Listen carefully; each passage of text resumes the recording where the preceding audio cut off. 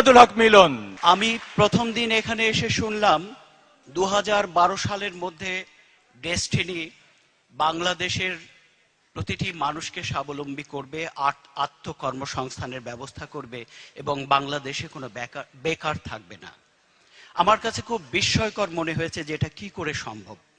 আবার আমার ভাবতে ভালো লেগেছে, আমি জানি যারা স্বপ্ন দেখেন তারা স্বপ্ন বাস্তবায়নও করতে জানেন।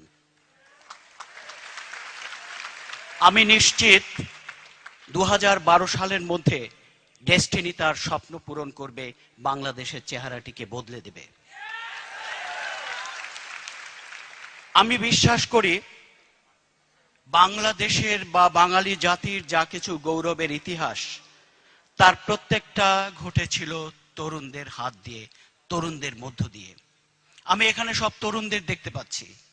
আমি যদি 1952 সালের ভাষা আন্দোলনের দিকে আপনাদের দৃষ্টি ফিরিয়ে নেই, আপনারা জানেন বাংলা ভাষাকে প্রতিষ্ঠিত করবার জন্য 4 জন তরুণ বুকের রক্ত দিয়েছিল। এই ইতিহাস পৃথিবীর কোনো জাতির নেই। আপনারা জানেন 69-এ বাংলাদেশে একটি গণ অভ্যুত্থান ঘটেছিল, সেখানকার প্রাধান্য ছিল, সেই গণ অভ্যুত্থানে প্রাধান্য ছিল তরুণদের। 1971-এর মুক্তিযুদ্ধেও তরুণদের হাতেই অস্ত্র ছিল, যারা দেশটিকে স্বাধীন করেছে।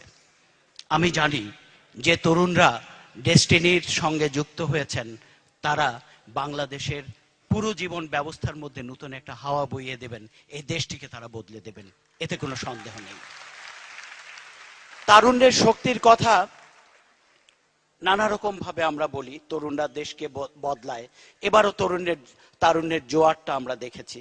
কিন্তু আমি এখানে আসার পরে রফিকুল আমিন সাহেবের বক্তব্য আমি খুব মনোযোগ দিয়ে শুনেছি। আমার এই ব্যবসার জগৎ বা এই বিষয়গুলো নিয়ে একেবারেই কোনো ধারণা নেই, কিন্তু তার কথা শুনে আমি যেটি অনুধাবন করলাম যে তারা একেবারে তৃণমূল থেকে বাংলাদেশটিকে বদলে দিতে চাচ্ছে। বাংলাদেশ আসলে তৃণমূল থেকেই বদলাতে হবে, বাংলাদেশ উপর দিক থেকে বদলাবার আর কিছু নেই। বাংলাদেশের গোড়াতে অনেক গলদ রয়ে গেছে। আমরা স্বাধীনতার পর থেকে এই দেশটির যে চেহারা দেখেছি, যে রাজনৈতিক উত্থান পতনের মধ্য দিয়ে আমরা এতগুলো দিন কাটিয়েছি, আমরা তো ঠিক মতো দাঁড়াবার সুযোগই পাইনি। আমরা তো আমাদের মানুষগুলোকে ছিন্ন ভিন্ন করে দিয়েছি, তাদের হাত ছিঁড়ে ফেলেছি, তাদের গলা ছিঁড়ে ফেলেছি, তাদেরকে দাঁড়াবার জায়গা দিইনি। এই অবস্থাটি ডেস্টিনি তৈরি করতে যাচ্ছে, মানুষগুলোকে সুসংহত করতে যাচ্ছে। এটাই আমার জন্য এখন সবচেয়ে বড় স্বপ্ন, যা আমি আগামী 2012 সালের মধ্যে দেখব বাংলাদেশ একটি নতুন দেশে রূপান্তরিত হয়েছে। ডেস্টিনি সবাইকে বদলে দিচ্ছে।